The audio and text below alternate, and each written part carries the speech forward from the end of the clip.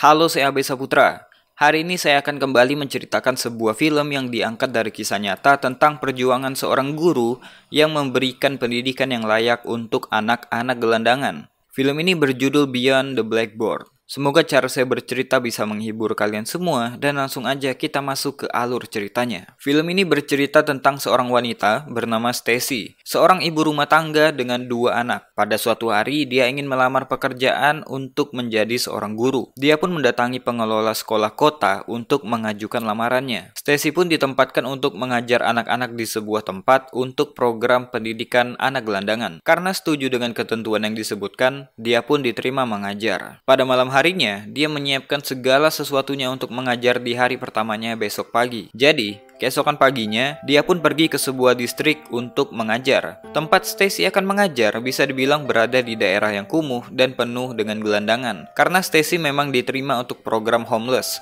program pendidikan untuk anak-anak gelandangan atau tunawisma. Namun, Stacy nggak menyangka akan mengajar di tempat yang lebih mirip seperti gudang, karena ekspektasi Stacy adalah mengajar di gedung yang bernama sekolah. Di tempat itu, Stacy melihat pemandangan yang menyedihkan, di mana banyak sekali orang yang hidup dalam satu tempat. Dia pun kaget melihat kondisi kelas yang sangat buruk. Stacy mendapatkan tur singkat dari seorang guru yang pernah mengajar di sana. Ibu ini berkata bahwa yang terpenting adalah mengabsen kehadiran mereka setiap pagi, mereka mendapatkan makan siang, maka itu udah cukup menjauhkan mereka dari jalanan. Gak ada guru BK di sini, apalagi support dari orang tua. Kelakuan mereka udah mirip kayak hewan, kata guru ini. Ketika Stacy menanyakan tentang buku apa yang dipakai atau rencana pembelajaran apa yang biasa digunakan, guru ini malah bilang semua itu nggak penting untuk anak-anak ini. Dia pun lega meninggalkan tempat ini karena kedatangan Stacy, maka dia bisa keluar dari sana meninggalkan tanggung jawabnya. Stacy pun mulai memanggil para murid untuk masuk. Anak-anak kurang beruntung yang terpaksa tinggal di jalanan. Sewaktu akan mengajar, suasana pun jadi ribut karena kereta api lewat menggetarkan ruangan mereka. Belum lagi tikus yang keluar dari lubang membuat anak-anak perempuan menjerit. Kejadian yang benar-benar menghancurkan mood Stacy buat mengajar pada hari itu.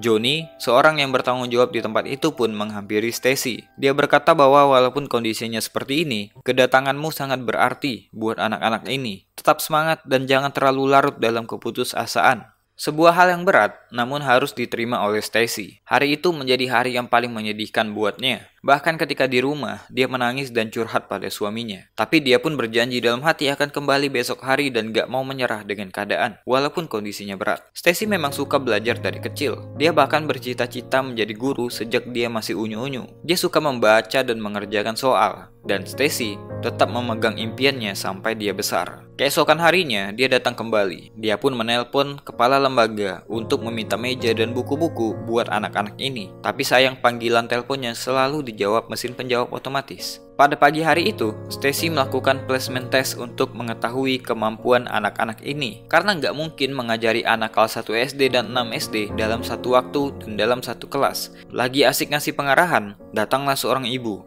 Dia menyuruh anaknya untuk pergi dari sana karena mereka harus bekerja. Stacy pun berkata bahwa si ibu nggak bisa melakukan itu karena mereka sekarang lagi sekolah. Tapi ibu ini nggak peduli dan tetap menyuruh anaknya pergi. Stacy berusaha untuk mempertahankan anak-anak itu untuk tetap berada di kelas. Tapi ibu mereka nggak peduli dan tetap mengajak anak-anaknya keluar. Uang lebih penting daripada pendidikan buat mereka.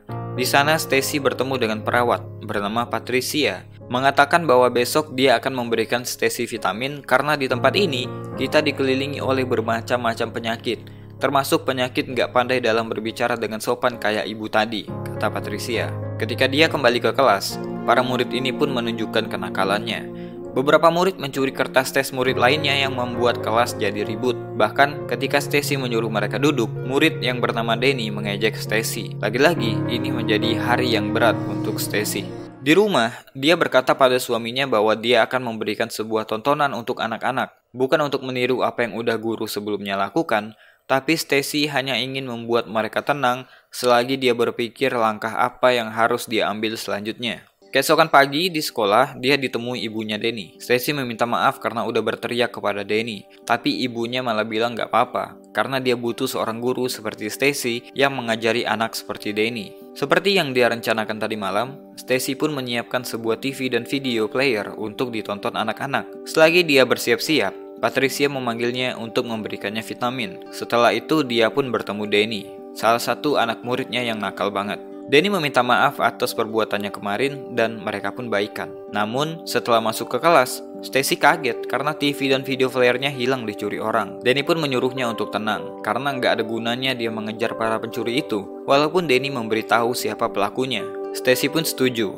Dia pun menyuruh Danny untuk pergi ke kelas dan menyuruh teman-temannya untuk duduk tenang menunggu gurunya dan menjadi contoh yang baik. Patricia pun mengabarkan bahwa menurut hasil tes, Stacy tengah hamil jadi nggak bisa dikasih vitamin. Karena panggilannya nggak dijawab oleh pengelola program, Stacy pun datang ke kantor untuk bertemu dengan Dr. Ross. Stacy mengabari soal kehamilannya yang membuat dia hanya bisa mengajar 1 semester dan sekalian meminta semua yang diperlukan untuk anak-anak tersebut seperti meja, kursi, lampu, peralatan sains, peta, dan buku-buku untuk menunjang pelajaran mereka. Namun sayangnya, Dr. Ross gak bisa memberikan semua itu karena dia cuma bagian personalia dan gak bertanggung jawab untuk itu. Dia pun menjanjikan akan membicarakan hal ini kepada Dewan ketika meeting nanti. Dia juga bilang bahwa kayaknya akan sulit untuk memenuhi permintaan itu dikarenakan program ini hanya sementara. Stacy pun menyuruh Dr. Ross untuk mengirimkan seorang supervisor untuk membantu Stacy. Di rumah, dia curhat sama suaminya. Betapa kasihannya anak-anak ini. Untuk pendidikan saja, mereka nggak mendapatkan perhatian dari pemerintah karena regulasi yang ribet. Bahkan sekolah itu juga nggak punya nama.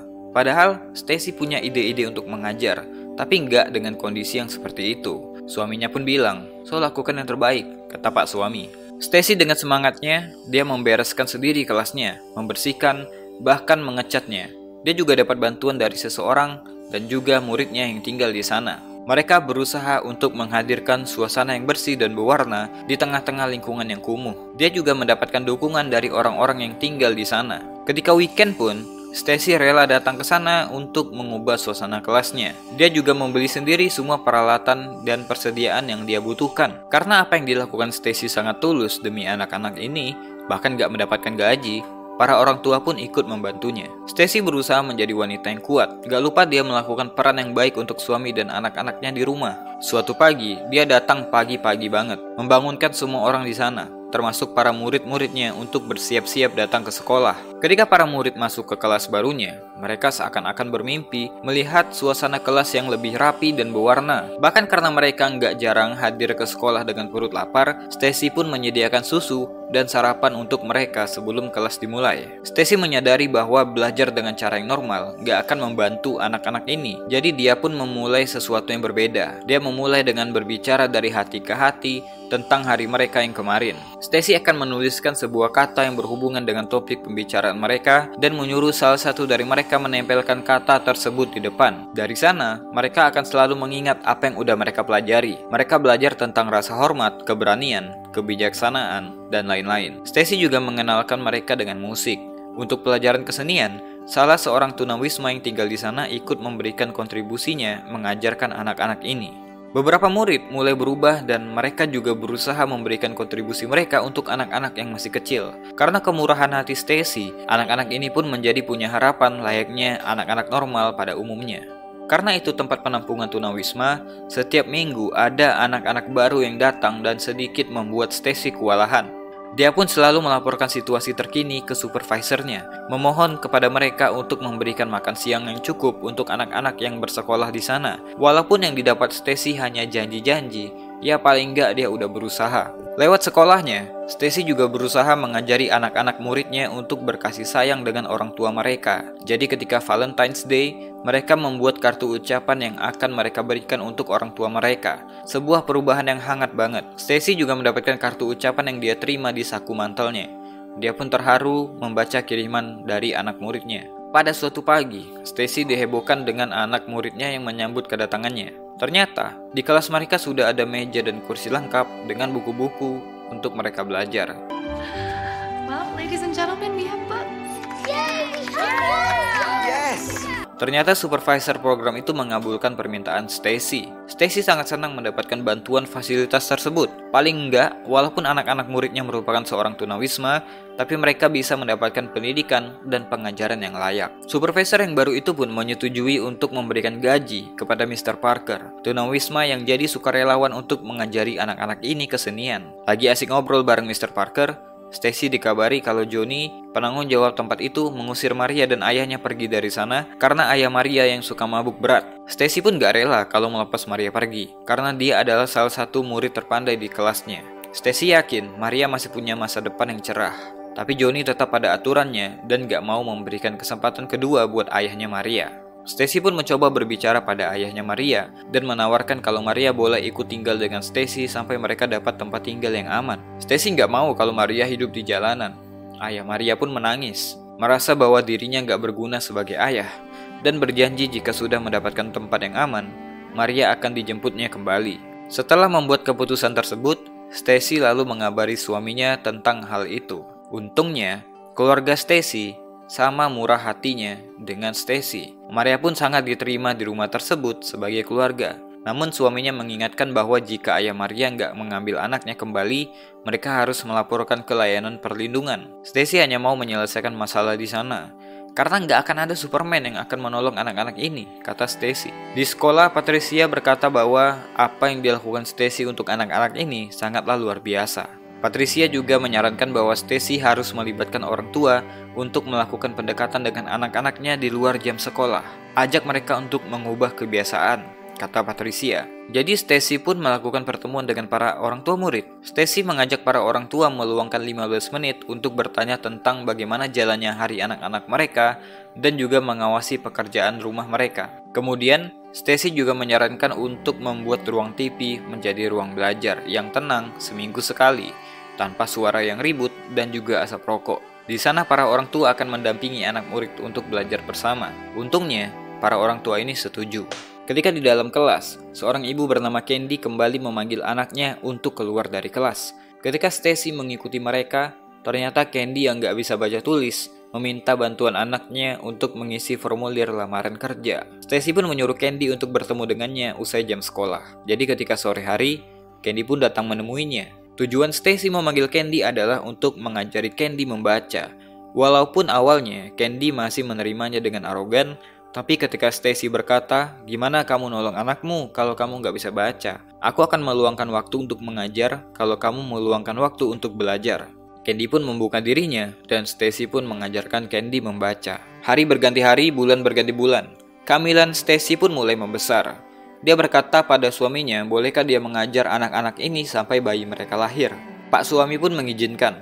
Bahkan dia menawarkan dirinya sendiri untuk menjadi guru olahraga di sekolah musim panas. Dukungan juga terus didapatkan Stacy dari supervisornya. Dia mendapatkan kiriman sebuah piano untuk mengajar musik. Stacy pun memohon kepada Dr. Warren untuk memastikan mereka mendapatkan guru yang lebih berpengalaman setelah dia melahirkan nanti. Karena itu adalah waktu terakhir Stacy mengajar anak-anak ini. Lewat kelas yang ceria, kesan suram dari lingkungan gelandangan ini pun pelan-pelan berubah.